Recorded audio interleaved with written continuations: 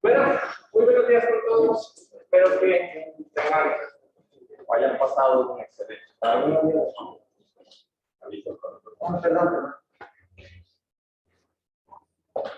Y bueno, vamos a comenzar, ¿no? Entonces, el día de hoy vamos a hablar acerca de otro tipo de cargas, lo que sería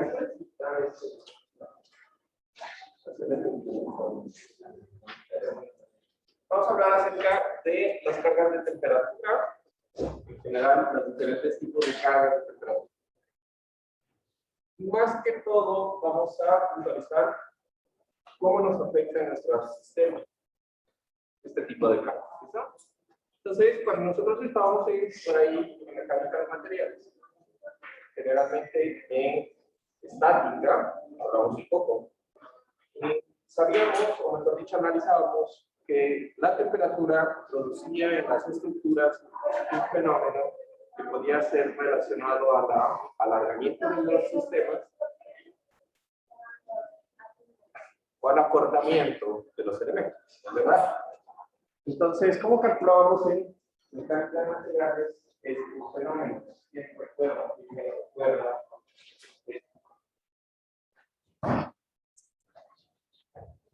¿Qué teníamos como variables? ¿O qué era? ¿Cómo se calculaba? Dependía del material. Dependiendo del material, había qué propiedades. El coeficiente de expansión térmico y una geometría. Bueno, realmente no era necesaria la geometría. ¿Qué más?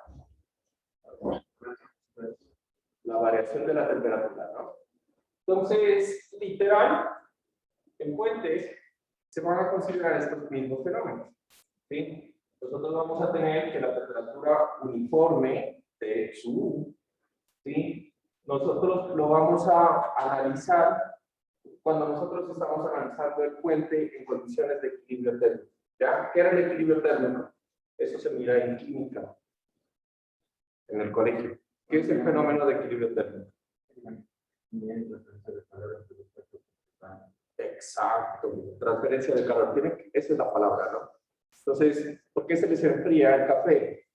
Porque hay un equilibrio térmico, hay un intercambio del calor que tiene la bebida con el ambiente que está más frío, y los dos llegan a un punto de equilibrio. ¿Recuerdan esa parte? Bueno, entonces, nosotros vamos a analizar este tipo de funciones porque yo hablo que es de equilibrio térmico, más que todo porque el puente, por ejemplo, si yo lo construyo, no sé, digamos aquí en Quito, los elementos van a llegar a un punto en donde todo el puente va a estar a la temperatura en la que esté su ambiente, ¿sí? Si yo me muevo el mismo puente y me lo llevo a Manta o a la costa de Esmeraldas, pues va a ser más grande. ¿Por qué va a ser más grande? Pues porque es más caliente y por lo tanto va a ser más grande. ¿Listo?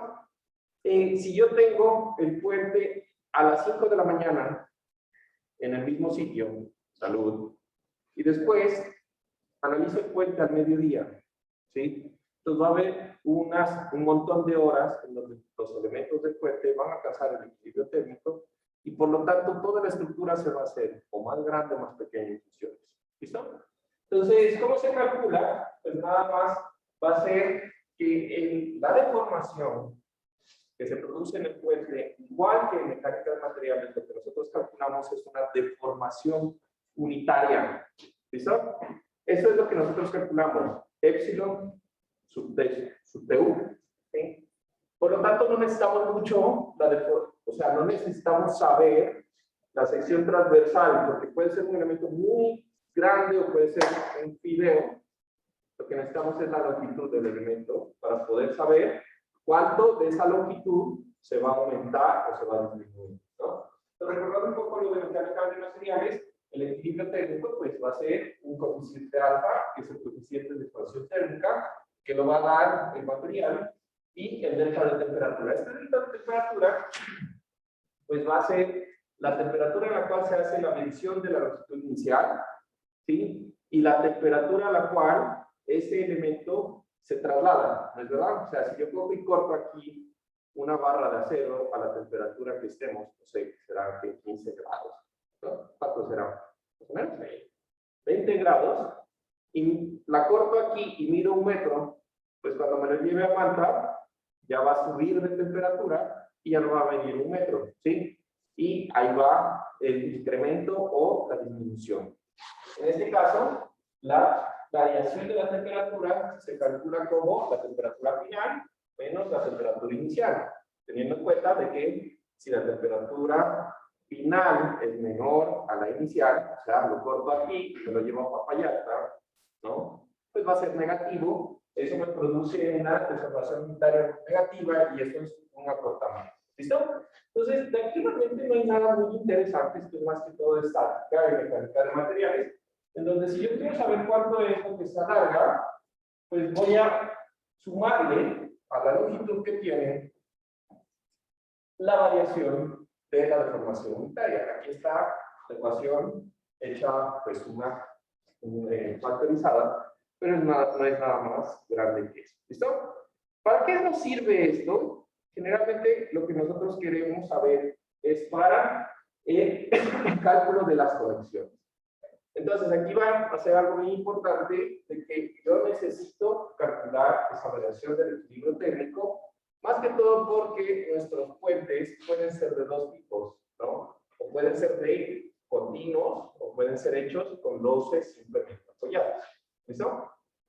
En el momento que yo tengo cualquier puente continuo o con luces simplemente apoyadas, lo que voy a decir es que la longitud, ¿sí?, que yo voy a tomar para calcular el cambio de la temperatura en la longitud va a ser mayor o menor, ¿es verdad? Y eso lo aprenden ustedes también en concretos.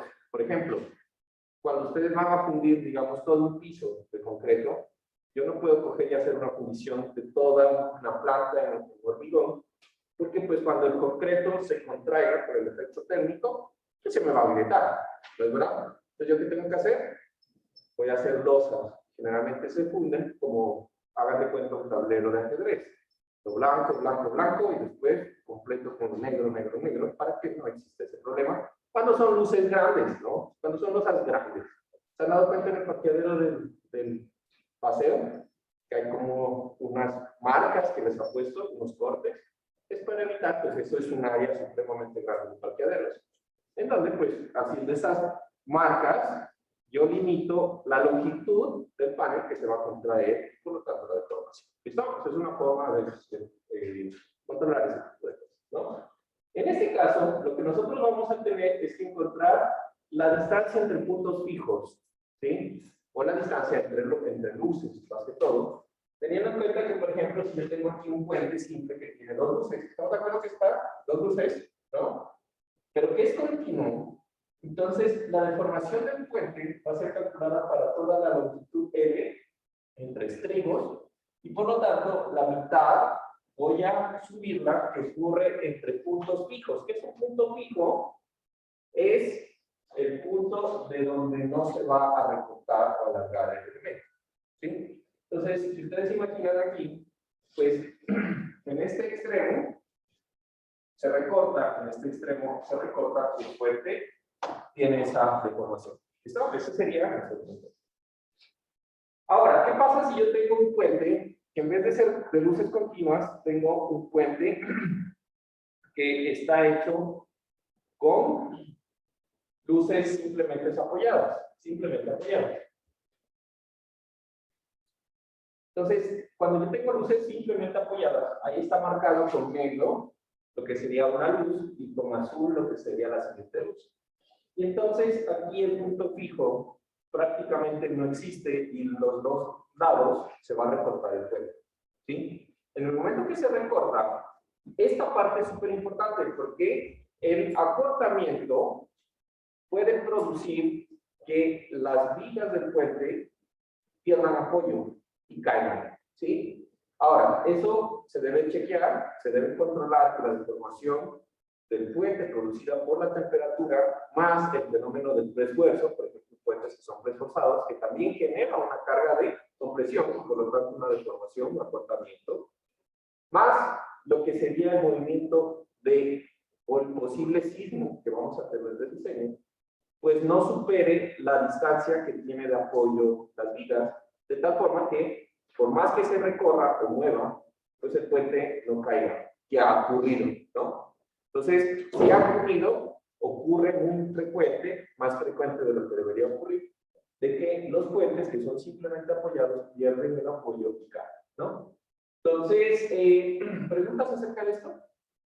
En el segundo caso es lógico que la longitud para calcular cuánto se deforma este elemento y este elemento, pues va a ser la longitud de la luz independientemente. O sea, cada uno va a tener un valor distinto que se va a dividir en cada uno de los extremos del puente. ¿Se entiende esa parte, no? Bueno, entonces, más que para complementarlo, digamos que esto es algo que nosotros aprendemos y lo usamos en estática y en análisis estructural, ¿no? Existe otra forma, o mejor dicho, existe otra temperatura que sí es más crítica en puentes que esta que es la uniforme, ¿no? Entonces, existe algo que se llama el gradiente de temperatura, o la temperatura en gradiente. ¿Listo? Entonces, ¿a qué le suena gradiente? ¿Qué es un gradiente? Una variación, ¿no? ¿Qué sucede? Los puentes son estructuras que tienen una altura, ¿sí? Que puede ir entre el metro, metro y medio, hasta los 2 metros en general, para luces ya que empiezan a ser grandecitas, o sea, unos 20, 25 metros, empiezan a ser, estamos hablando de estas longitudes. ¿Listo? Entonces, lo que va a pasar es que, en general, estas variaciones de temperatura empiezan a generar unas cargas súper fuertes en el momento en que yo tengo estructuras que son hiperestáticas, ¿sí? Entonces, recuerdan por allá cuando estábamos hablando de análisis estructural y en estática, decíamos que la variación de la temperatura no produce fuerzas si es que la estructura es isostática. ¿Por qué? Pues porque se acomoda, ¿no? Mientras que si es hiperestática, eso produce unas fuerzas y son grandes, ¿no? Entonces, por ejemplo, si yo tengo un puente en donde yo tengo los estribos empotrados con la losa, pues en el momento que yo tenga calor y se aumente la temperatura, el puente va a querer expandirse, no va a poder, y como reacción, pues el estribo debe generar una fuerza que haga que se acorte, lo mismo que se quiera alargar. ¿sí? Entonces, eso va a generar una compresión bastante fuerte en los elementos. ¿Listo? Entonces, tengan cuidado con eso, o es algo a considerar. Cuando yo tengo estructuras hiperestáticas, siempre va a haber el problema de que el sistema se vuelve o va a tener unas fuerzas grandes de tensión o de compresión, dependiendo del fenómeno. ¿Listo? Entonces, ¿cómo vamos a calcular esas fuerzas de temperatura uniforme? ¿No? Entonces, realmente, para puentes, ya que son grandes, lo que se debe hacer, al igual que los estudios hidrológicos que hablábamos la otra vez, son estudios de toda la parte de cómo va a ser el día más caluroso y el día más frío. Eso hay reportes en el INAMI. Creo que ustedes trabajan con el INAMI, con Sixto, en hidrología o en algo que tenga que ver con hidrología. Entiendo que sacan el nivel de lluvia de una cosa así. ¿Listo? Entonces el INAMI va a ser el instituto aquí en Ecuador que se encarga pues de monitorear aparte del aspecto climático dentro del territorio nacional. En cada país pues existe una entidad muy similar con diferente nombre, ¿no? Entonces, a partir de los datos que ellos recolectan, ¿sí? Yo puedo estimar cuánto es la variación en el día más caluroso, ¿sí? Y en el día más frío, que serían los dos peores escenarios para lo que sería el efecto térmico, ¿ya? Pero hay un problema. Esos datos generalmente son tomados o se registran por el INAMI en zonas que son de ciudad, ¿sí?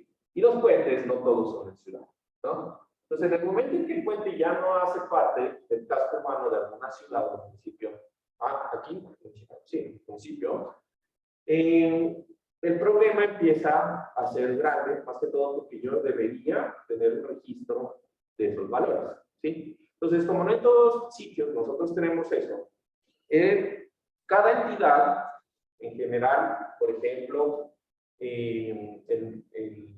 la normativa que se genera para el diseño de puentes en cada país, da unos valores referenciales de las temperaturas máximas y mínimas para las regiones y más que todo para el material en el cual yo voy a diseñar. ¿Listo? Entonces aquí el libro, como el libro guía que estamos siguiendo es un libro de un profesor peruano, pues él ha puesto lo de lo que tienen allá, el manual de diseño de puentes en Perú, que es un código, hagan de cuenta, de la ley propio, pero para diseño de puentes en Perú. Aquí no tenemos lastimosamente eso, ¿sí? Aquí no hay un código, un manual de diseño de puentes, y pues básicamente nos regimos a lo de los Estados Unidos, que lo de los Estados Unidos, pues es una normativa que está dada para los climas que ellos tienen. Entonces empiezan a ser extremos, porque en Estados Unidos se congela el asunto, o si hay veranos muy fuertes, ¿no? Entonces ese sería nuestro limitante. Entonces, para que ustedes tengan un valor referencial, ¿sí? Aquí en la tabla del manual de diseño de Perú, nosotros tenemos 3 materiales principales, que son más que todo los materiales con los que se construye tradicionalmente lo que es puentes, ¿no? Sería el concreto, el acero y la madera. Y dependiendo de la zona, costa, sierra o selva, ellos van a tener una variación de 10 grados a 40 grados, de 5 a 50 y así cada uno de estos. ¿Listo? Entonces, con esos valores referenciales, nosotros calculamos la deformación unitaria y eso la imprimimos en lo que sería el diseño. Pregunta: cargas de temperatura, ¿creen que afecta para el diseño de las vigas? ¿Para qué yo debería considerar este tipo de cargas? ¿Qué sería un componente crítico? ¿Sí? Diseño de las columnas. Juntas, for sure, ¿no? Seguramente, juntas. ¿Qué más? Vigas que son reforzadas, seguramente. ¿Mejor? Refuerzo, no, eso es de código. No estamos hablando de eso, ¿no? De esa temperatura. Ahí el refuerzo mínimo es más que todo para controlar el problema de la temperatura del cemento cuando se paga, ¿no? Una cosa que es bien importante, y justamente yo estaba, a ver, antes de que le paren, acá, ¿no? justamente siempre les dibujo los puentes así, porque es lo común, ¿no? Yo tengo un apoyo, una viga, donde el puente está apoyado. O sea, entre este y este hay un apoyo simple. ¿Estamos de acuerdo? Eso es lo más común. Hay un apoyo simple, no está empotrado, ¿sí? Sin embargo, cuando ustedes de pronto piensan un poquito más allá en su maestría, vayan a hacer su especialización, un poquito más, si se mira todo el taller, si yo vaya acá. Como que por acá empieza a verse, ¿no? Un poquito más de pues, mira, esquina, como por aquí. Bueno, déjame ver que hay uno de estos dos que raya más negro. ¿Cuál es? Creo que es ese, ¿no? ¿Qué sucede? ¿No? Los puentes, por filosofía, deben diseñarse para ser fácil reparables. ¿Sí? Y esto, bueno, lo vamos a hablar un poquito más adelante. Pero si ustedes recuerdan la filosofía del diseño sismo resistente que tienen los edificios, nosotros queremos que las vigas sean más fuertes o menos fuertes respecto a las columnas del diseño del edificio. Las vigas más fuertes o menos fuertes. Menos fuertes, ¿no? Para edificios. En puentes es al revés. ¿Ya? Las vigas, que en este caso sería la superestructura, ¿sí? Queremos que sean más fuertes que las columnas. No, o sea, esto es una viga y esto es columna. En puentes, ya, hoy justamente eso, ¿ya? Entonces, el diseño, la filosofía del diseño en puentes es inversa a la filosofía del diseño de estructuras normales convencionales. La pregunta es ¿por qué? ¿Sí? Porque si yo tengo daños en la superestructura, eso me involucra de que la superestructura va a impedir el flujo de vehículos, ¿sí? Y entonces hay un problema. Si no pueden transitar vehículos por encima, yo voy a tener una ciudad incomunicada, o mi ejército incomunicado, o los suministros incomunicados. ¿Listo? Entonces van a decir, bueno, pero si se me cae la columna, se me va a caer el puente. Y desde ese punto de vista tienen razón. Pero empieza a funcionar también el criterio de que pues nosotros vamos a enseñar para que sea débil y falle, pero de una forma controlada. O sea, no va a ser una falla que haga que la columna se corte y se caiga. Igual que en edificios, nosotros sabemos que las vigas se van a dañar, pero se van a dañar de una forma controlada, en donde van a alcanzar un momento máximo y después no se van a cortar, ¿no? O se van a cortar cuando llega el signo del diseño.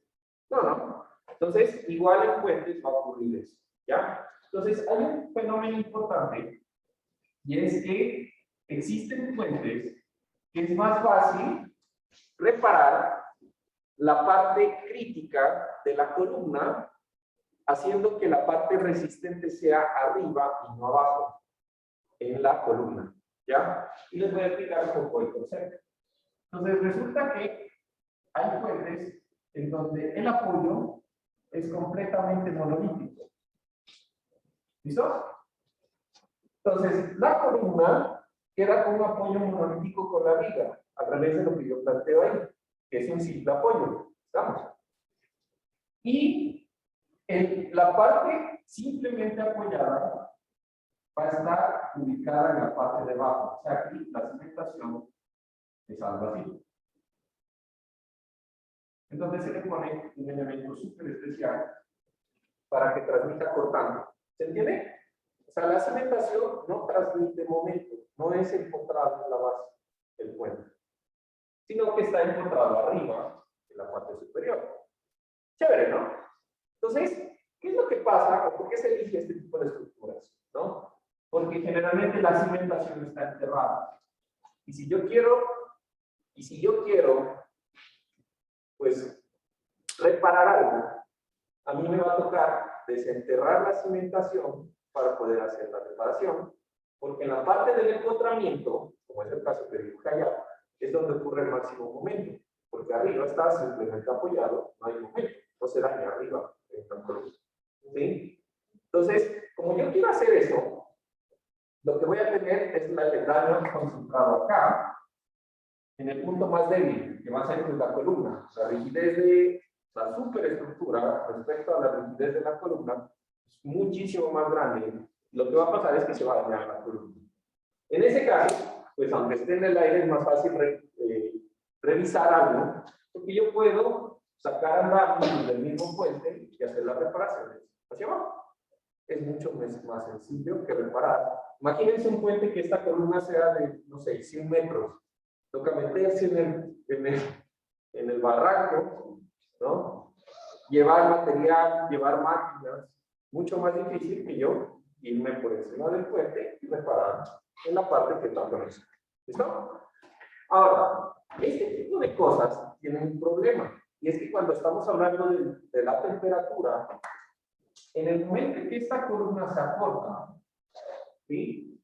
Porque no se puede desplazar verticalmente, entonces va a hablar el puente y le va a generar flexión.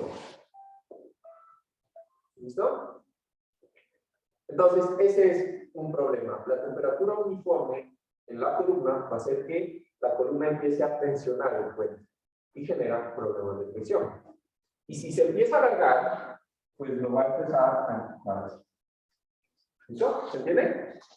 Entonces, eso es producto de una estructura hiperestática que está sometida a este tipo de cosas. ¿Listo? Entonces, tiene una explicación, tiene una ventaja, tiene un problema. El hecho de que esté la columna, o sea, la parte de abajo no tengo encontrada. Ajá. El hecho de que esté encerrada y que esté casi encerrada tantos metros, no haría que la columna se comporte como si estuviera encerrada. Dependiendo del material que lo recubre. Porque, por ejemplo, cuando nosotros hablamos del recubrimiento, para que quede encontrado, tú tienes que apisonar el material. Si tú coges y entierras una columna, pero no apisonas el material, igual no genera restricción. Porque acuérdate que los desplazamientos no es que son un montón, sino con un poco que gire, ya no es un elemento encontrado. Entonces aquí se juega con eso, con el sistema de protección y el sistema de recubrimiento de la columna. Y si es que yo tengo el suelo y luego paso un río, el agua me Peor, el río es un material, digamos, el río de afluencia del río es un material suelto realmente, no es compactado. Pero obviamente aquí no se utiliza eso en hechos de ríos, sino como ¿cómo te digo? En montañas, cosas así. Sí, en barrancos, cosas así. ¿Por qué? Porque ese elemento que marqué ahí de unión, ese es un elemento de acero. Y si estuviera enterrado se oxida y el problema no es cómo arreglar. Ya es un elemento de acero de un material bien especial, ¿no? Súper interesante. Bueno, ¿se entendió la parte de esto de la temperatura? Genial. Ahora, cuando hablamos de hipergradiente, vamos a hablar de una distribución o una variación de temperatura en función de la profundidad del elemento de fuego. ¿Listo? ¿A qué me refiero?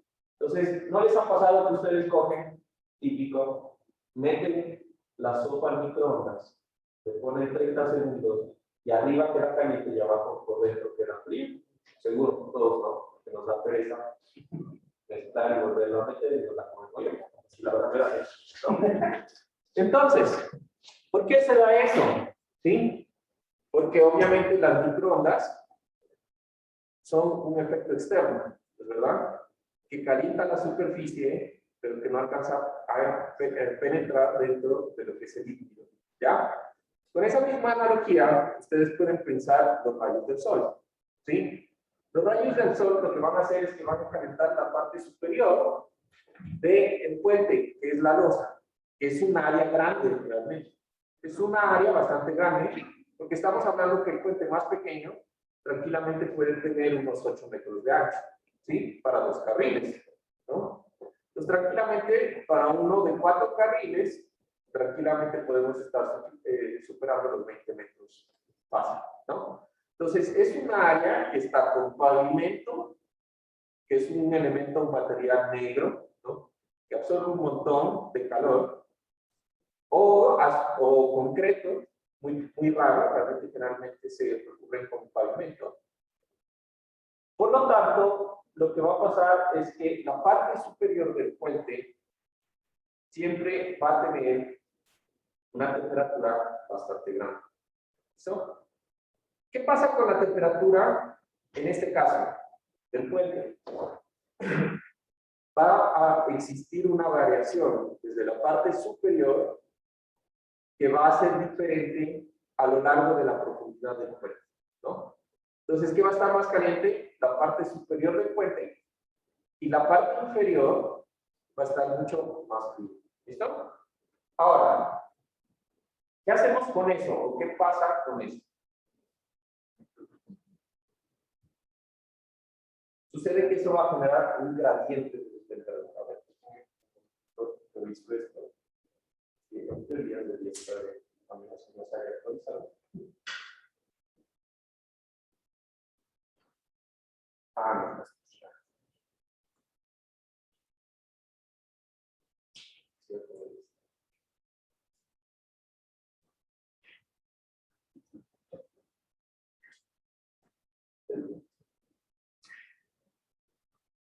yo estoy fuera del foco.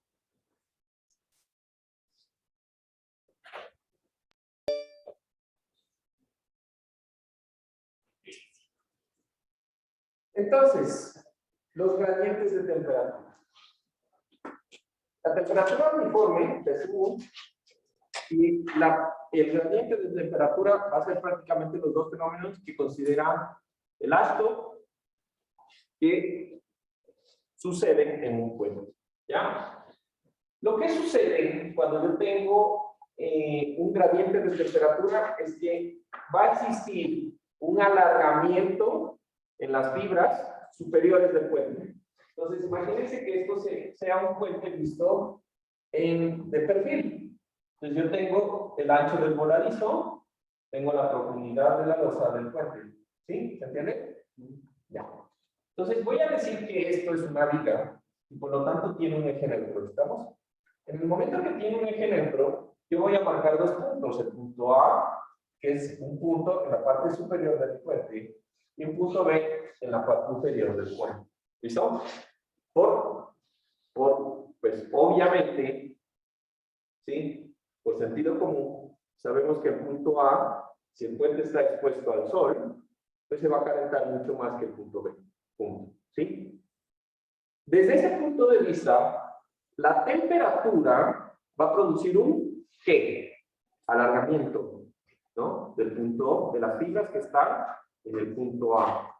El puente en el punto A se alarga, ¿sí? Y entonces, si esta era la posición inicial del punto A, este punto A pasa aquí y se alarga.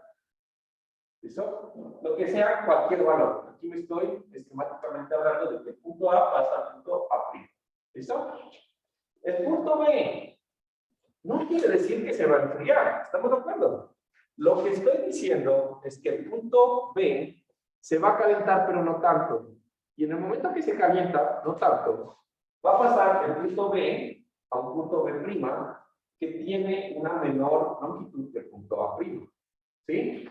Eso, desde el punto de vista mecánico, lo que va a producir es que esto queda una sección plana por temperatura, queda con una inclinación. ¿A qué suena eso?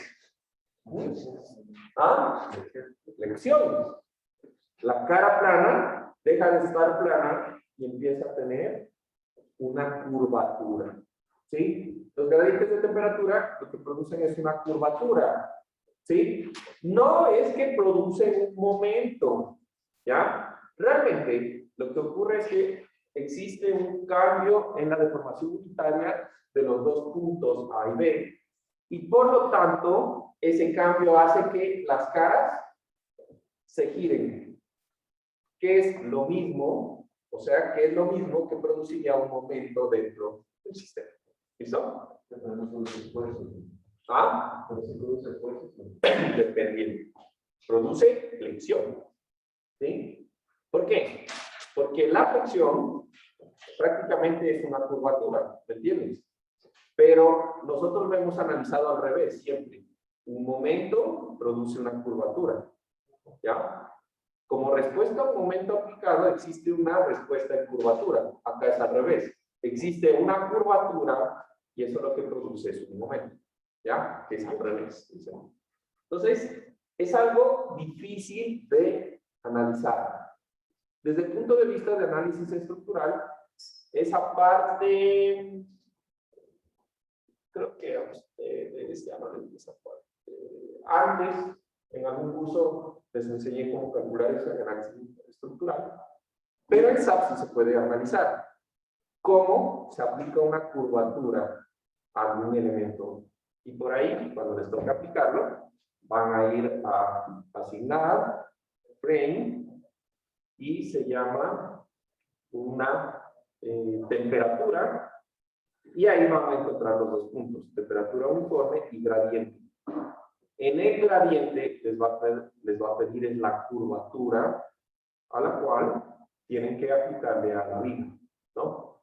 Entonces, bueno, ya lo vamos a ver de pronto con un poquito más de detalle.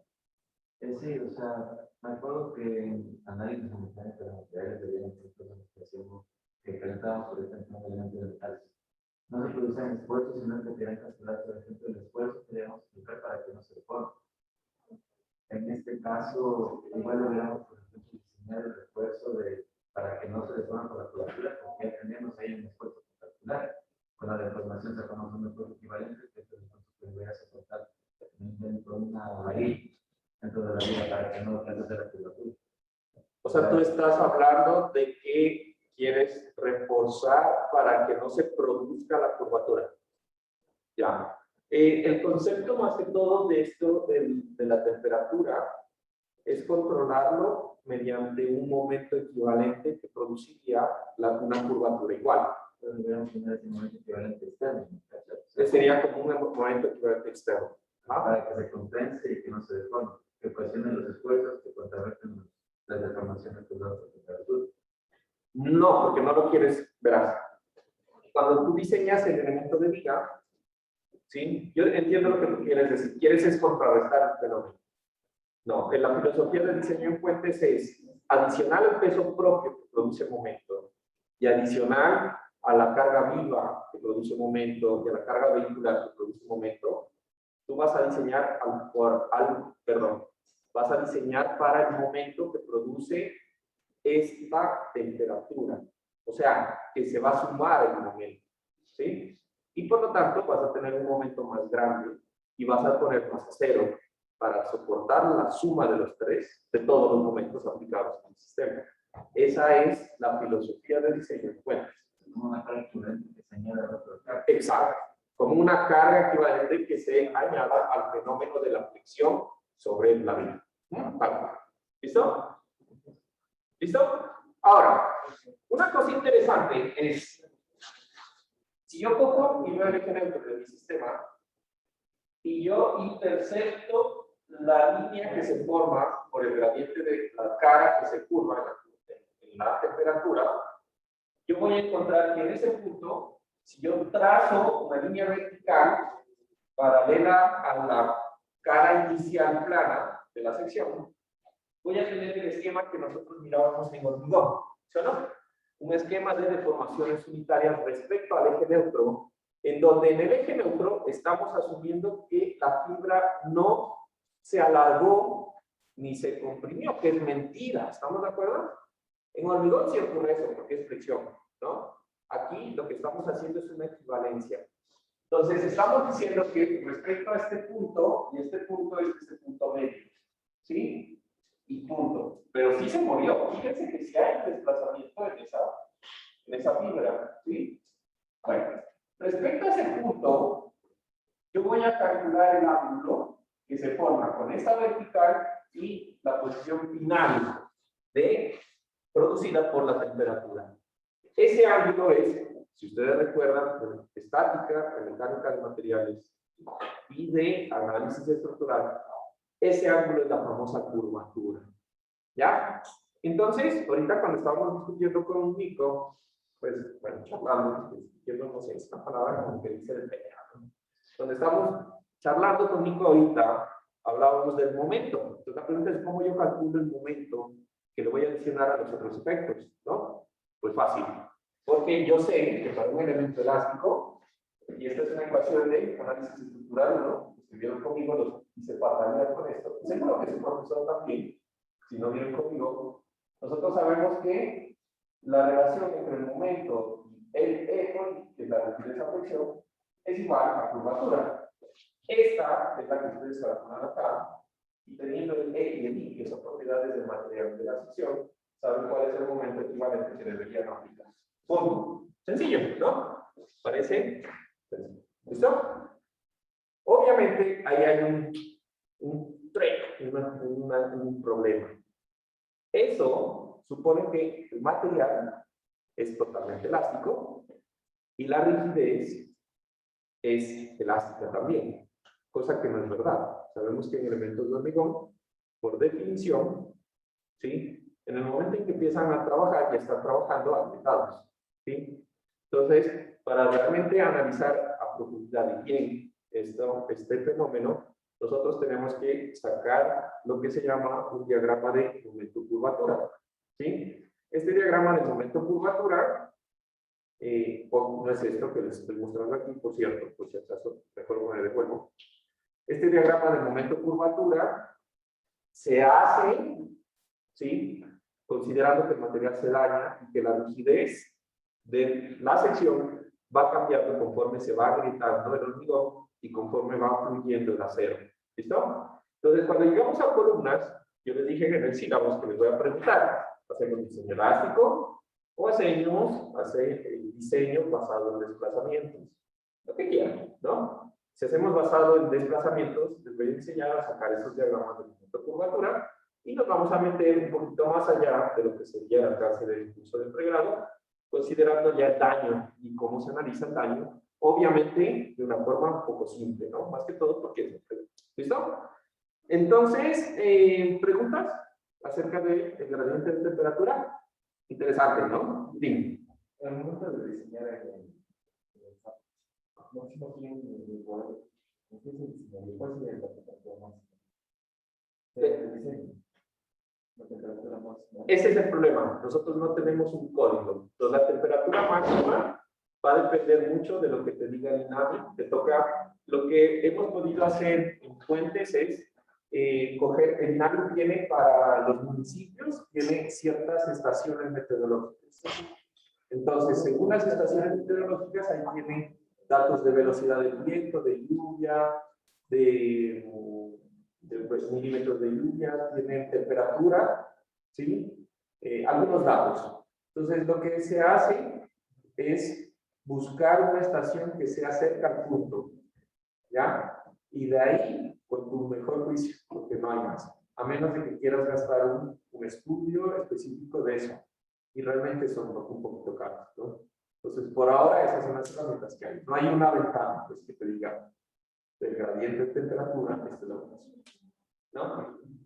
Ahora, ¿cómo dice el ASHTO que yo voy a aplicar esto? ¿No? Resulta que el ASHTO nos da un esquema, digamos, un poco sencillo, y yo lo que he tratado ahí es como de tenerle una aplicación. Entonces voy a coger y voy a borrar esto que he escrito ahí.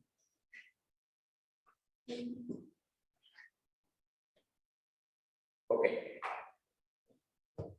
Ese gráfico, tal cual como lo ven, es lo que está en el ASHTO. Eso es lo que nos da el ASHTO. ¿Cómo se interpreta? ¿Listo?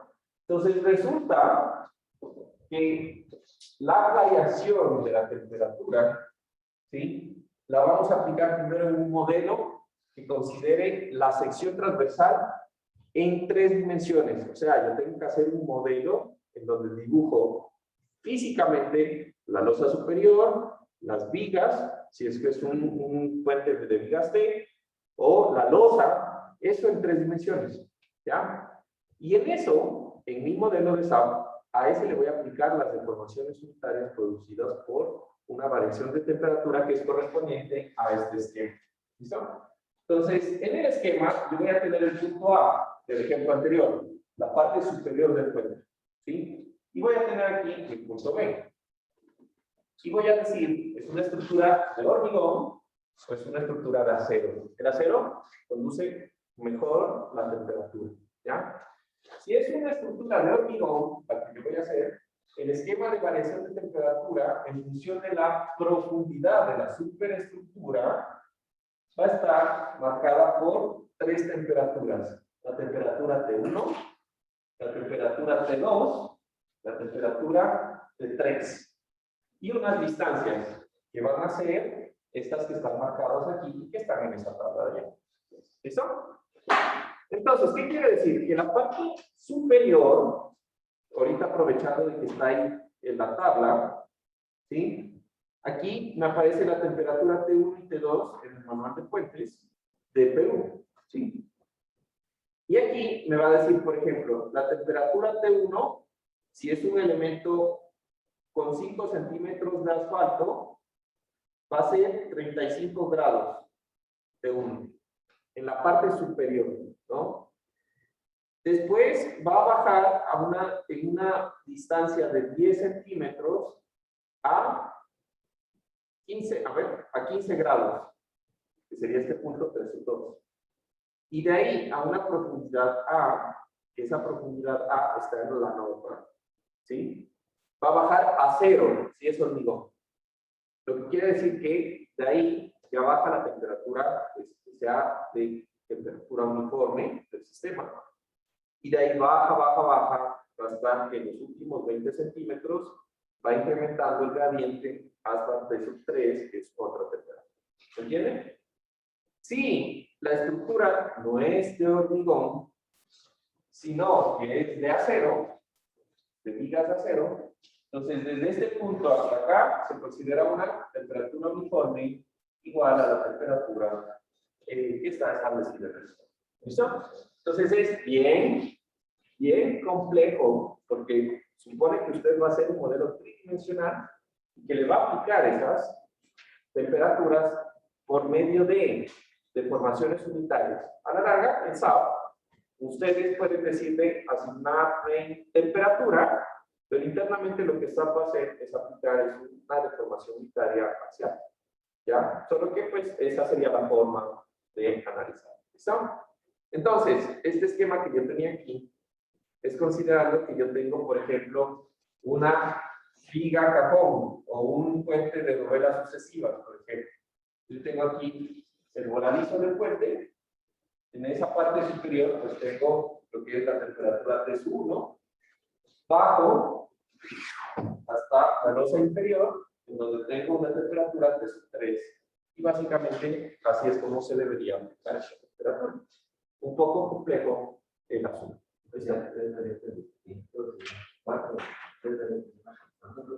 Claro, la constante es la temperatura ambiente, ¿no? La temperatura ambiente de ese sistema. ¿Listo? ¿Preguntas de esa parte? Ojo, aquí esto es solamente gradiente de temperatura, ¿no? Entonces aquí, por ejemplo, lo que nos está diciendo esto es que si estamos construyendo el puente aquí en Quito, supongamos, entonces este 0 de temperatura significa que aquí la temperatura es, no sé, 16 grados, ¿ya? Y de esos 16 grados va a subir en la parte superior más 35 grados por el efecto del asfalto, ¿sí? Entonces pasa a 45, ¿sí? Ah, no, pues sería 51, ¿no? Una cosa así, ¿listo? Ese tipo de cosas es lo que nos está dando la norma, es cuánto hay de la temperatura uniforme, cuánto hay en incremento. Va a ser todo, más que todo el tema, ¿listo? Bueno. ¿Qué más tenemos? La temperatura, el gradiente o el fenómeno producido por la contracción diferencial o el efecto del simple, ¿no? En inglés. Ahí me van a perdonar el francés como esta palabra, ¿no? Esta palabra. ¿Ya? Esa palabra en inglés, ¿sí? Entonces, ¿qué es lo que produce eso? Eso es lo que nosotros vamos a prevenir mediante lo que es el refuerzo mínimo, ¿sí? La retracción de traguado y temperatura, básicamente es eso. ¿Listo? Entonces, igual que en hormigón, pues este fenómeno se va a producir netamente por la reacción exotérmica que genera el hormigón, ¿no? Que hace que se incremente la temperatura cuando se está hidratando, ¿sí? Y por lo tanto, al incrementarse la temperatura, va a existir un alargamiento súbito de lo que sería el hormigón y produce fisuras, ¿no? Fisuramiento de las. ¿Listo? Entonces, ese tipo de fuerza, lo que nos va a servir es para prevenir lo que sería el fisuramiento del hormigón, ¿sí? En dos etapas principales. Primero, va a ser la fisuración cuando se está fraguando, ¿sí? Principalmente. Pero también hay otro fenómeno que ocurre y es cuando yo tengo que construir un puente, pues no voy a poder fundir totalmente todo el puente de una sola, ¿sí? Entonces yo voy a tener que unir lo que sería un hormigón viejo con un hormigón nuevo, ¿listo? Recién colado. Eso va a producir que en el punto en donde yo voy a unir los dos hormigones, el acortamiento por temperatura va a generarme grietas que yo debo controlar de alguna forma. ¿Listo? Entonces, este tipo de la contracción diferencial de fuerza, que se llama la contracción diferencial, es algo que se controla directamente con el refuerzo mínimo, ¿no? Para los diferentes elementos de hormigón, ¿sí? Y que vamos a mirar, pues, cuando miramos la parte de luz, ¿no? Aquí también tenemos lo que se denomina el flujo plástico o CRIP. ¿Listo? Este es otro fenómeno que nosotros aprendemos en mecánica de materiales. ¿Qué recuerdan del flujo plástico o del CRIP? ¿Por qué se produce? ¿En qué tipo de materiales se produce? Cuéntenme un poquito. Por cierto, me olvidé completamente. ¿En casa? ¿Hay alguien en casa? ¿Ah? ¿O está apagado esto? Me olvidé completamente. ¿En casa hay alguien? Sí, aquí estamos. Solo hay dos. Por ahí Marco, Paulo, Freddy, ¿viven? Estamos. Pero Freddy Niño, ¿no? Tú eres esa persona, ¿sí?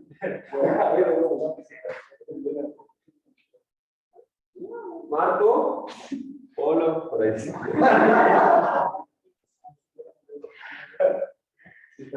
Bueno, espero que estén, si no me escuchan, me dicen algo, ya me pide la verdad. Bueno, no sé, hay uno que respondió, ¿no? Daniel, bueno. Listo. Uy, miércoles. ¿Alguien tiene cargador? A ver, ¿qué las son? ¿Tienes hora? Las 5, 20 minutos se carga. A ver, un cargador de pronto de ahí por ahí. ¿No?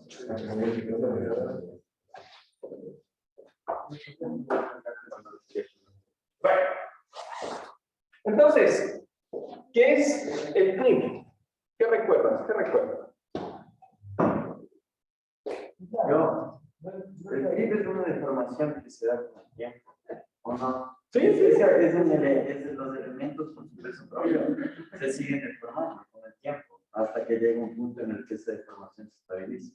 Ajá, muy bien. Perfecto, muy bien. ¿No? ¿Por qué se produce? ¿Quién recuerda?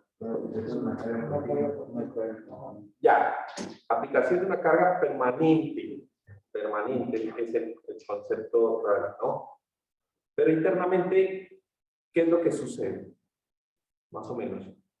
Hasta ahora muy bien, contento. ¿Se acuerdan de mecánica de materiales? Supongo que mecánica de materiales. Ah, no, que cuenta en preesforzado también. ¿No? Sí. En preesforzado lo ven, seguramente deben ver. porque la fuerza del refuerzo genera un fenómeno igual. ¿No? Bueno, ¿de dónde te acuerdas lo que me acabas de decir? Perfecto, está bien. De hormigón móvil contigo. Ah, ya, bien. Bien, mejor, me siento mejor todavía. Muy bien. Ahí te estamos copiando, dices que leyó. Bueno, perdón. Por una relajación. Sí, tiene que ver. Bueno, ahorita vamos a hablar de dos cosas. Primero, existe CRIP en los materiales tanto como de hormigón como de acero. Existe. ¿Sí? Sin embargo, es crítico, mejor dicho, es representativo en elementos de hormigón. Se produce perfectamente como me lo explicó Iván. Sí, ya. Como me lo explicó Iván, se produce por una carga permanente. Pero internamente, ¿qué es lo que pasa? Resulta que cuando yo aplico una carga en un elemento, por ejemplo, de hormigón, esa carga, el hormigón como tal es un material poroso, ¿sí? Que está constituido con vacíos, tiene vacíos internos en sus poros por la misma agua que se pierde por evaporación o que se queda dentro de lo que sería el proceso de hidratación y de fraguado, ¿no? Entonces, cuando yo le tengo carga mantenida, esos microporos van soportando carga y se generan microfisuras por aplastamiento de esos huecos que ocurren ahí internos, ¿sí? Esos aplastamientos hacen de que existan microfisuras y exista mayor deformación de la que generalmente, inicialmente estaba por el fenómeno de la carga elástica. ¿Listo? En el acero está hecho por cristales, ¿sí? Internamente son moléculas de cristal. Y se van reacomodando los granos y ocurre. ¿Listo? Entonces, formas de disminuir lo que sería el CRIP. De plano, no hay cómo.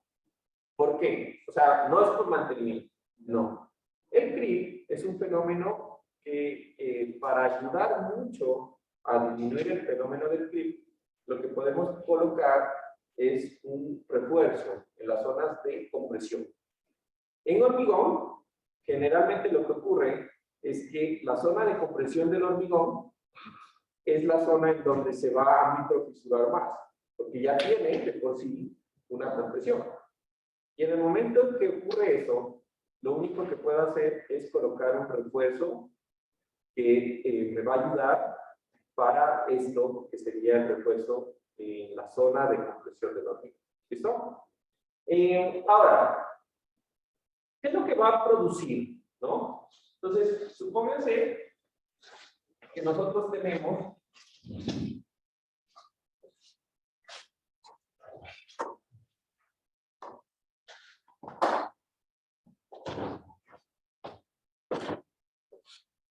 una gráfica en donde en el eje horizontal tenemos el tiempo y el CRIP de los estudios que hemos encontrado, o sea, que se han hecho, mejor dicho, en el ACI, más o menos el CRIP se estabiliza en un periodo de 3 a 5 años, normalmente. O sea, llega ya a su máximo valor, pues.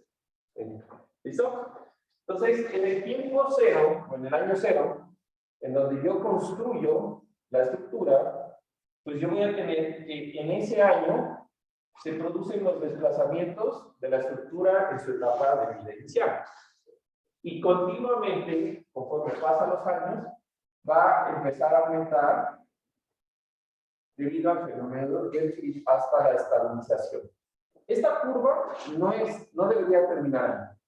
Esto debería volverse una asíntota, y en el momento en que yo tengo n años, ¿sí?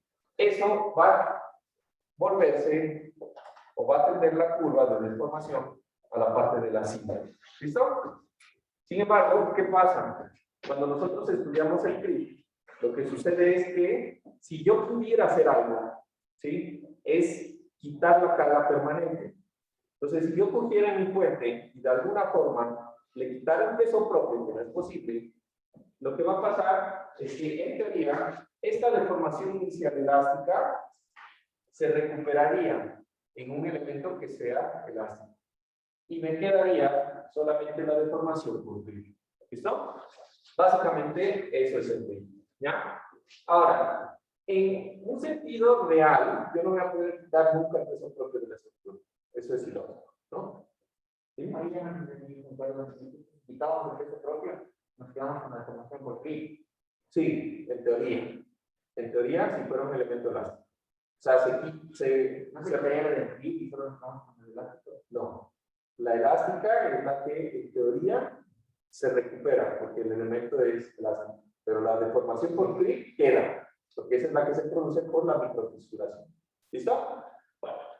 Entonces, básicamente ese fenómeno de clic, ¿sí? Nosotros lo vamos a analizar como dentro de una de las combinaciones de carga que vamos a ver un poquito más adelante. Y va a ser considerado un fenómeno que va a ser controlado por el estado de servicio, por ejemplo. ¿Sí? En donde en el estado de servicio, recuerden que nosotros vamos a controlar el fenómeno de lo que serían las fisuras. Y en puentes hay algo interesante que actualmente también se controla en edificios, que ya es el ancho de grieta en los elementos de hormigón. ¿Sí? Entonces, ese ancho de grieta también lo vamos a controlar aquí. Y ese ancho de grieta es una cosa súper importante en otro tipo de estructuras. Por ejemplo, a los que les gusta la parte de la hidráulica, de las, por ejemplo, presas, todo eso de casas de máquinas, captaciones y eso, los anchos de grieta en ese tipo de estructuras es súper importante controlar para evitar, pues, para garantizar la estabilidad de los elementos. ¿Listo? ¿Qué más tenemos? Asentamientos diferenciales. Esto de los asentamientos diferenciales, pues no es nada más que lo que nosotros analizábamos en análisis estructural, cuando yo les decía, existe un apoyo que se movió. ¿Sí? Básicamente es eso. ¿Listo? La anterior clase, nosotros estábamos hablando de la socavación. ¿Qué les decía que produce la socavación? Una pérdida del apoyo. ¿Recuerdan? La estructura se mueve y se desplaza. ¿Sí? Ah, y ahorita que me acuerdo, déjenme ver. Eso es, creo que a ustedes no les mostré esta foto, ¿no? Esto es socavación. Man, en el aire. La casa de Escalona, pues, ¿no? Bueno, aquí se le puente, ¿no? ¿Sí saben quién es Escalona? Rafael Escalona. Es el que compuso la canción de la casa en el aire. Es un vallenato. Te voy a hacer una casa en el aire. Ah, no. Entonces, este es el puente de Escalona, está en el aire, ¿no? Fíjense. Todo eso estaba enterrado, ¿no? Esos son pilotos, ¿sí? Y si alguna vez vieron un pilote en teoría, ¿no? Así se ve realmente. Eso no es producto de la socavación. O sea, el producto de la socavación es que no haya material al lado de los pilotes. Pero el pilote queda así, porque los pilotes se construyen directamente contra el piso. Entonces quedan así, bien feos, ¿no? Y no los dibuja bien perfectos. Pero mentira. Bueno, esto es fotos reales de lo que es la socavación. Entonces, en la socavación, más que todo en este caso, nosotros vamos a ver y entender ahorita que pues el apoyo se mueve y eso produce un asentamiento, ¿sí? Esos asentamientos diferenciales lo que nos van a producir, pues van a ser fuerzas. ¿Por qué? Lo expliqué en la clase anterior cuando hablábamos de la socavación. Pues en el momento en que yo pierdo el apoyo y la estructura es una estructura hiperestática, ¿sí? El elemento queda soportando fuerzas debido al movimiento de este apoyo, ¿sí? ¿Qué hace? Pues de que se ocurren momentos cortantes adicionales que de pronto no estaban planeados o no estaban considerados dentro de mi estructura. ¿Listo? Entonces, eso es básicamente los asentamientos diferenciales. Sin embargo, hay otras fuentes de asentamientos. ¿Cuáles son? Típicamente la pérdida de apoyo por la mala condición del suelo, ¿sí? Entonces, si ustedes tienen, por ejemplo, la cimentación o su estructura cimentada en un suelo blando, lo que va a ocurrir es que este suelo blando va a producir una consolidación, generalmente por el peso de la estructura. Sabemos nosotros por geotecnia que el suelo empieza a drenar, ¿es verdad? Y ahí hay un montón de condiciones, consolidado no drenado, consolidado drenado, bueno, esos ensayos que hacen con el JP o ahorita Laura, supongo, ¿no? Con Laura o con el curso. Ya no sé qué, no sé. El hecho es que el fenómeno de la consolidación es un fenómeno que puede extenderse por varios años, después de haber terminado la estructura, ¿sí? Entonces, importante, cuando yo tengo este tipo de cimentaciones, es pedirle al ingeniero geotécnico que nos diga cuál es la distancia, el tiempo en la cual se va a ocurrir el máximo asentamiento, ¿sí? Para nosotros prever eso en nuestros cálculos estructurales, ¿ya? Súper importante el tiempo. Segundo, la parte de la confiabilidad, el coeficiente de variación. ¿Recuerdan eso? Estática, que es el coeficiente de variación, la varianza, ¿sí? La media, la desviación. Estadística, sí.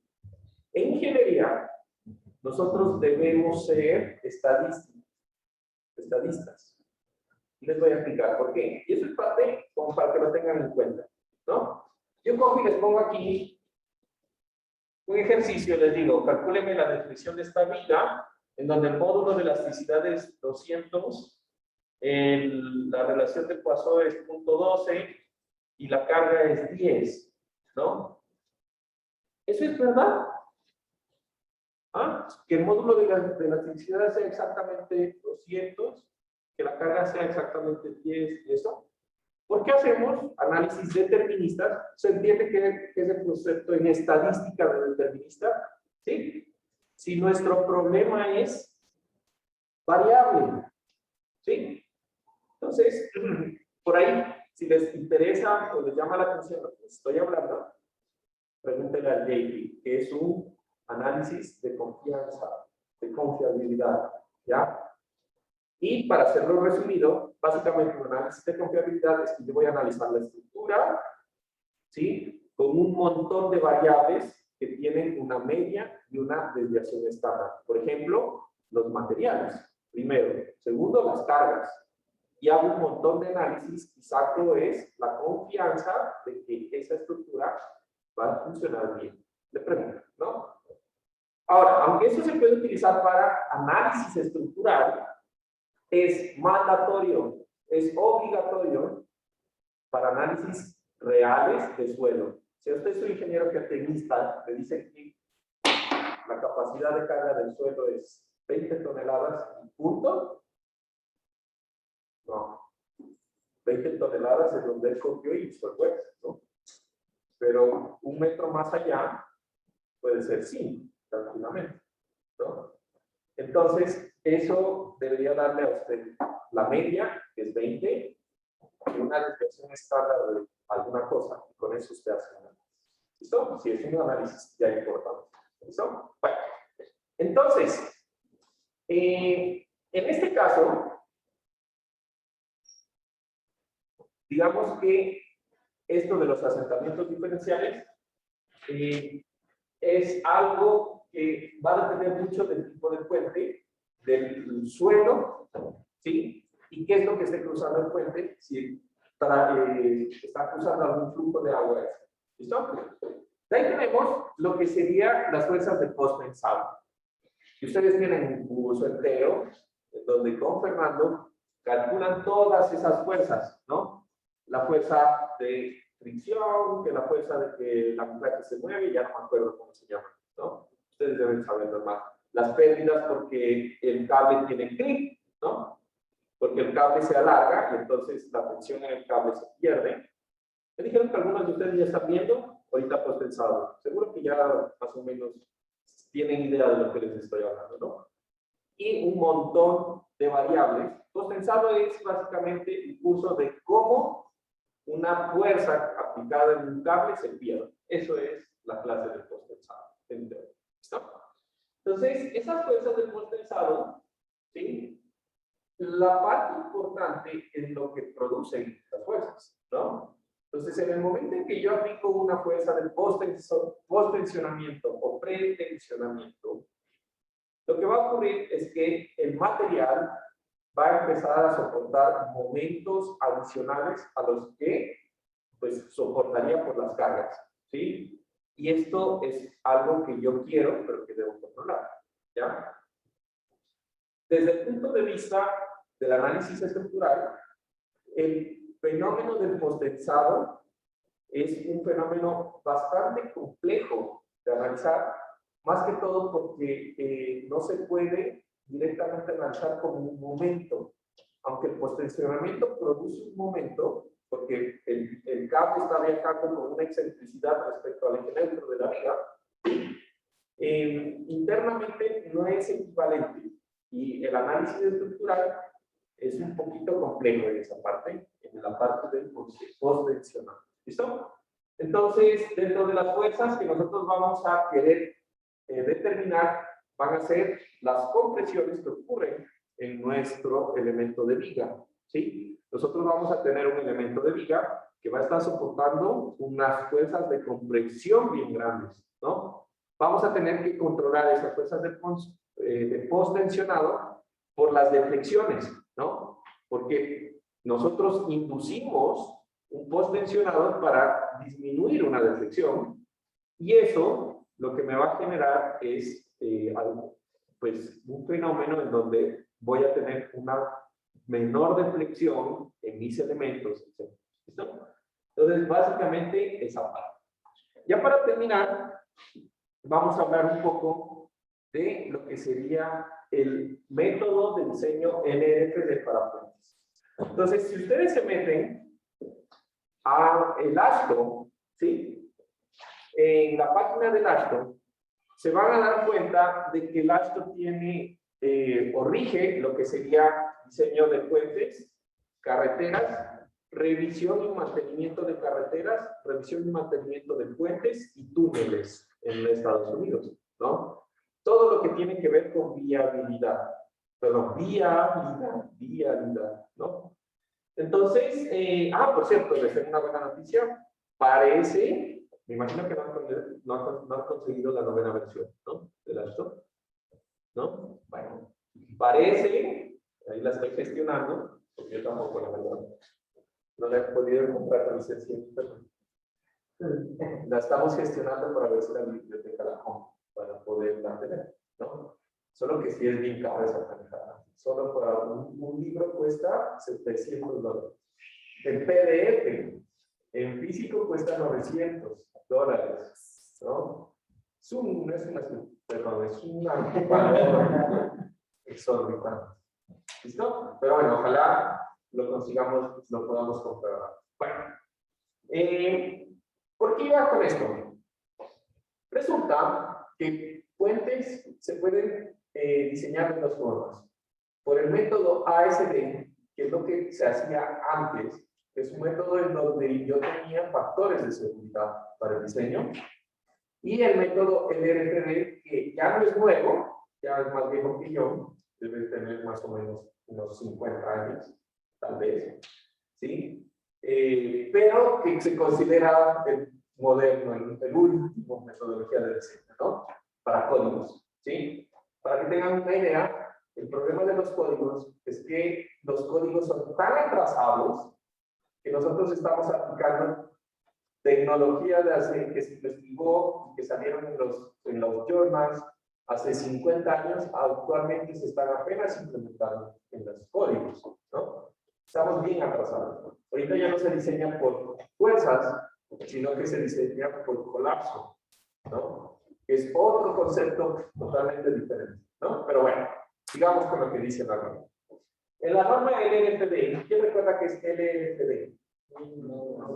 No existe factor design, ¿no? Nosotros vamos a tener la una ecuación de diseño básica para todas esas cargas que están ahí. Nosotros hemos visto como las más generales, pero ahí está la lista completa. Hay un montón de fuerzas que de pronto no hemos visto y algunas que, digamos, no son tan comunes, pero se producen. Ahí está la lista completa de las cargas que se consideran en puentes. A diferencia de, ¿cuáles eran? Creo que eran 5 beneficios. Muerta, arriba, granizo, lluvia, sismo, viento y carga viva reducida. Comisión. ¿Colisión? Para tipo de estructuras y planes Ah, bueno, pero eso, digamos que no hay un código como tal que diga explosión, ¿no? No hay un código que yo haya visto, por ejemplo, si te pones a ver en la net, no hay una carga que diga explosión. Ah, me faltan los efectos de tierra. 8 efectos de presión. Con esto, uy, me despido. ¿Sí? Resulta que la inecuación de diseño tiene un factor adicional. La tradicional es que las cargas Q sub I multiplicadas por su factor de mayoración de carga, gamma sub I, sea menor a la resistencia multiplicada por su factor de reducción de resistencia. Esa es la que utilizamos en edificios. ¿Estamos? En puentes hay ese factor rojito, que es un factor que aunque parece eta, hagan de cuenta que esa para mí es la letra, perdón, aunque parece N, es la letra griega eta para mí. No la puedo hacer. Sí. Eso es mi aproximación. Entonces, ese factor eta es un factor que va a multiplicar las cargas y que puede hacer que las cargas sean un 5% más o sean un 5% menos de lo que realmente son. ¿Listo? Entonces, quiero que para la próxima clase, mejor dicho, como tarea, hagan esta revisión. Esto lo saqué del libro. ¿Sí? En el libro aparecen los estados límites de diseño en puentes. ¿Listo? Son 4. El estado límite de resistencia, el estado límite de servicio, el estado límite de evento extremo y el estado límite de fatiga y fractura. ¿Listo? Entonces, léanse eso en el documento, comprueben qué es lo que dice la norma. Recuerden, ¿no? Pero ese sí está todavía, ese sí es el mismo, ¿no? Pero chequen. Y van a buscarse esta tabla. Esta es la tabla. No tengo el número de la tabla. Pero se van a buscar esta tabla. Para que se hagan una idea, y les adelanto, estas, 1, 2, 3, 4, 5, 6, 7, 8, 9, 10, 11, 12, 13 son las 13 combinaciones de carga por las cuales yo voy a diseñar un puente. 13. ¿Ya? En edificios teníamos 7, si mal no estoy. 1.4D, 1.2D más 1.6L, 1.2D más L más 0.5, el mayor de carga reducida, no sé qué cosa, 1.2D más L más viento, perdón, más sismo, 0.9D más viento, 0.9D más sismo, ¿ya? El equivalente de eso está en esa tabla para puentes. ¿Listo? Entonces, en la próxima clase continuamos. Y, ¿cuándo es el primer examen? El miércoles. Ya. Entonces, ¿qué va a entrar? Toda esta parte de teoría, cargas, ya saben, ¿no? ¿Listo? Ah, bien, ¿se apagó? ¿Sí? Me olvidé. Genial. ¿Listo, chicos? Muchas gracias. Y nos vemos el día lunes. Gracias. Gracias, Carlos. Gracias, Juan Carlos. Gracias. Bueno, una carita mostramos por allá. Cerrar la